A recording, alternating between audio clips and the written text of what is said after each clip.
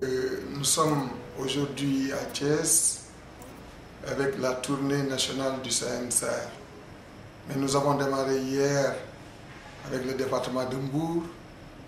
Mais l'innovation de taille concernant la tournée de cette année, c'est une démarche adaptée à certaines réalités régionales ou départementales. Un exemple de taille, c'est que hier à Mbour, nous avons bien discuté sur la pêche. Et souvent, le CNSR quand même est un peu généraliste par rapport à certaines activités et filières. Mais hier, nous avons discuté avec les pêcheurs d'une manière très profonde et nous avons analysé carrément les dispositions liées à la pêche. Et nous sommes sortis de cette réunion avec beaucoup de conclusions qui vont faire l'objet d'une forte analyse et d'un mémorandum qui va être déposé sur la table du gouvernement, particulièrement au niveau du ministère de la Pêche. C'est une innovation de taille. Cette innovation, elle est claire parce que nous sommes revenus sur le bilan familial qui a été mené dans le cadre des exploitations familiales agricoles. La FONGS a reçu comme mandat d'analyser ces exploitations familiales et de gérer un peu l'aspect économique de ces exploitations.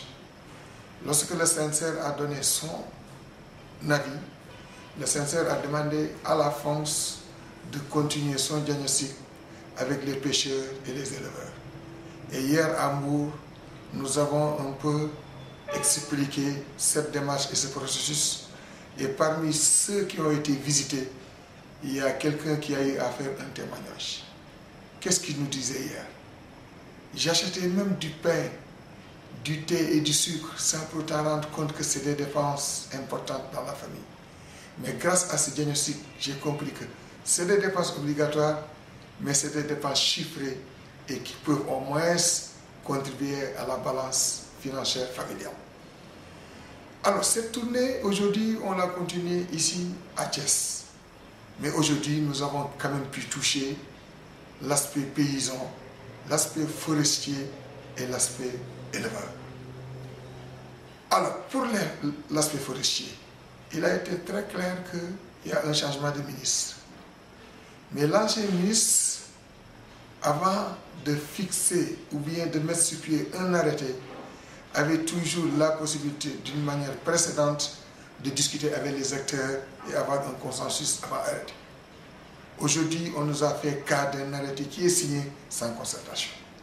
Surtout avec l'association des forestiers, l'Union nationale des coopératives forestières.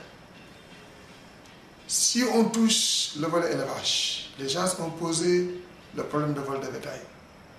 Mais ils ont posé aussi le problème d'aliment de bétail. L'année passée, l'État avait subventionné l'aliment de bétail, créé des commissions. Ces commissions ont vendu l'aliment à un prix acceptable.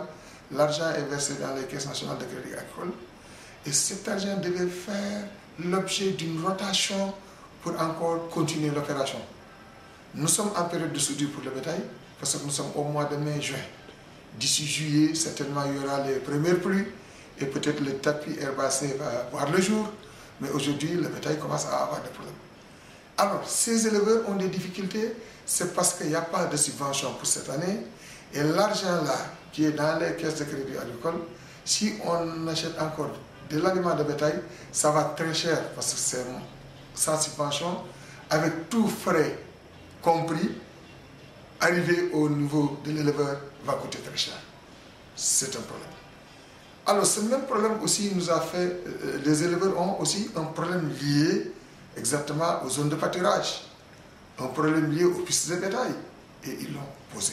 Si on prend l'exemple de l'agriculture, les semences ne sont pas encore distribuées. On a des craintes pour qu'elles soient de qualité et surtout en quantité. La subvention, c'est vrai que ça existe pour cette année, mais cette subvention par rapport à l'année dernière a une grande différence de prix. Au moment où le paysan avait la possibilité d'acheter à 100 francs le kilo, il est obligé d'acheter à 200 francs. Vous voyez un boom qui est de 100%. Alors cette qualité aussi pose problème parce que les bonnes graines ont été vendues soit au niveau des huiliers ou bien au niveau des Chinois. Alors le pauvre paysan, il n'a pas la possibilité de conserver sa semence parce qu'il lui faut vendre sa production pour régler ses problèmes sociaux. Alors, ce paysan-là ne peut pas garder la semence. Mais nous, notre souci, c'est de dire aux paysans, écoutez, vous avez besoin d'une quantité de semences, il faut faire de sorte que vous avez la possibilité de garder la moitié et peut-être à chercher la moitié au niveau de l'État. Alors maintenant, les paysans nantis, ou bien les spéculateurs, les intermédiaires, achètent la production à un temps donné, gardent cette production qui n'est pas de la semence mais des graines, et revendent cette production à l'État, et l'État donne cette production aux paysans sous forme de semences. C'est un problème, parce que nous vont pouvoir rencontrer des problèmes de qualité, et celui qui est en train de spéculer, celui qui est l'intermédiaire, va gagner beaucoup d'argent au détriment du paysan et de l'État. Ils l'ont posé. Ils ont posé un problème de matériel agricole. Les semoirs. On a un exemple concret. Dans un village purement paysan, tu peux faire au moins, tu peux décompter 2 ou 3 semoirs. Et moi, je suis propriétaire de semoirs. Il me faut semer avant de prêter mon matériel à un autre. Alors ce gars, il attend. Il y a la pluie. Il y a une différence entre 2 pluies. Si tu attends et que le premier a déjà semé, toi tu ne sèmes pas, ce premier qui a semé a beaucoup plus de chances de réussir. Parce que tu es dépendant. Ils l'ont posé. Ils ont posé aussi un problème souvent d'intrants, c'est-à-dire les engrais. Les engrais doivent être de qualité, mais les intrants doivent être positionnés bien avant l'hivernage. Là, les commissions de distribution sont interpellées, mais c'est l'État quand même qui coordonne l'opération. Mais les commissions de distribution doivent être fonctionnelles et que les OP soient bien représentés. Nous avons déjà l'arrêté du ministre et nous sommes en train de les sensibiliser. Alors, ça c'est le volet hivernage. Mais l'irrigation, nous sommes à Thiès, à côté de la zone de Niaï. Il y a l'irrigation. Il faut investir pour avoir assez d'eau et maîtriser l'eau. Il faut aussi travailler à faire de sorte qu'il y ait de la production, de la productivité, mais il faut aller vers l'écoulement de cette production.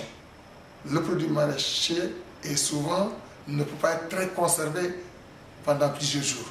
Et nous avons des difficultés liées à la conservation de ce produit, surtout à des infrastructures de conservation. Donc il faut vendre à un prix raisonnable, à un temps donné. Alors on a discuté aussi du foncier. Le foncier, c'est vraiment un phénomène. La loi 64-46, c'est de 64. L'État parle de réforme foncière. La première tentative était en 1996, lorsque l'État a initié le plan d'action foncier avec 3 options. Option mixte, option libérale et statu quo. On avait demandé aux conseils ruraux de réfléchir. Les conseils, les présidents de comités ont réfléchi par région. Moi, j'étais vice-président de la communauté de Rosso, je faisais partie de cette réflexion. Mais ce n'était pas une bonne réflexion. Ce n'était pas une bonne réflexion participative. Mais c'est là où le CNCR avait formé des animateurs sur le foncier et a commencé à travailler, organiser des ateliers intercommunautaires, inviter d'autres personnes ressources, organiser des ateliers régionaux et dans les zones agroécologiques, inviter tous les services qui sont autour du foncier. Et il y avait une bonne proposition paysanne. Cette proposition a fait l'objet de réactualisation et à partir de ce moment, on a d'autres processus, la loi agro-pastorale qui avait parlé du foncier, dont la DAP s'occupait un peu du foncier agricole qui n'a pas bien marché.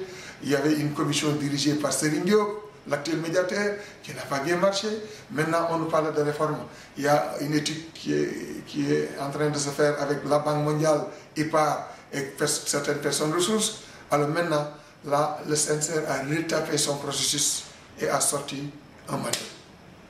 Le manuel ne peut pas régler tous les problèmes fonciers, mais c'est un manuel quand même qui peut ébaucher beaucoup de discussions et impulser une dynamique. Et là, les gens l'ont posé aujourd'hui.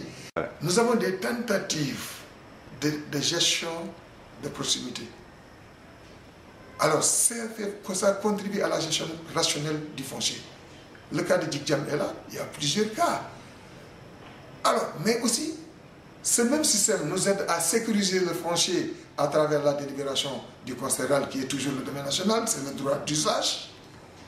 Mais nous sommes en train de jouer un rôle important dans le cadre de la mise en œuvre, mise en valeur de ces superficies. Alors, la mise en valeur, si on revient sur la loi 64-46, il y avait un décret qui fixe les conditions d'application du foncier. Le décret 64-573. Ce même décret, c'est-à-dire un autre décret est sorti après la naissance des communes rurales.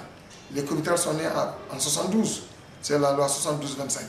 Et le décret qui fixe les conditions d'application, c'est le décret 72-12-88. Ces décrets étaient précis pour la mise en valeur. La mise en valeur devait faire l'objet d'un arrêté préfectoral. Il n'y a jamais eu un arrêté préfectoral au Sénégal. Alors maintenant, si tu pars à Djidjam ou dans un autre village, ils sont en train de mettre en valeur la superficie en plantant des arbres, en aménageant. Alors ces dispositions doivent être versées sur la réflexion foncière pour au moins accompagner et contribuer aux conditions de mise en valeur. On l'a posé aujourd'hui. Le foncier pastoral, l'État est en train d'étudier le code pastoral. Il y a eu une rencontre avant-hier qui s'appelle Alerte. Les éleveurs doivent aussi se faire entendre. Parce qu'actuellement, si on ne le fait pas, on va aménager pour l'agriculture, on laisse de compte l'élevage, et en tout cas, la superficie ne s'augmente pas.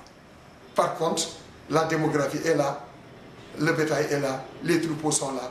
Il faut nécessairement gérer l'espace pour prétendre à tous les acteurs de mener carrément leurs actions. On en a discuté. On a aussi discuté d'une manière générale sur l'organisation. Le CNCR est au niveau du sommet. Nous avons nos fédérations, nous avons les CSR, mais nous avons aussi au niveau de la base les associations et les CLCOP. On doit pouvoir les animer, les secouer pour prétendre à développer un système d'animation et de communication cohérent. Ce système doit être cohérent, mais c'est ce système qui doit nous venir de la base et monter au sommet. Et c'est ça qui va renforcer la position des leaders pour qu'ils soient capables de défendre tous les acteurs du monde rural. Et pour défendre tous les acteurs du monde rural, pour porter la voix de ces paysans, il faut avoir de bonnes informations. Et les informations ne doivent pas être inventées au niveau du sommet, mais elles doivent nous venir de la base. Donc d'une manière générale, ce sont vraiment des idées qui sont sorties à travers la réunion. Les femmes aussi ont bien parlé, et je pense quand même que nous sommes dans un monde où on ne peut plus travailler sans l'implication des femmes. Le genre devient une obligation. Et dans nos associations quand même, nous avons des responsables femmes et nous avons des femmes qui sont capables de mener les actions comme les hommes. Donc d'une manière générale, c'est le résumé aujourd'hui de la rencontre. Et maintenant, on est en train de continuer la tournée. Nous allons faire la région de Diourbel, la région de Fatick et de Kaolack. Et nous allons aller vers la synthèse des tournées. Et cette synthèse va faire l'objet d'un mémorandum qui va être déposé sur la table du gouvernement. Et qui va donner aussi des arguments solides aux différents ministères, mais donner des arguments solides au président Samba Gueye qui vient d'être nommé conseiller économique et environnemental au niveau national.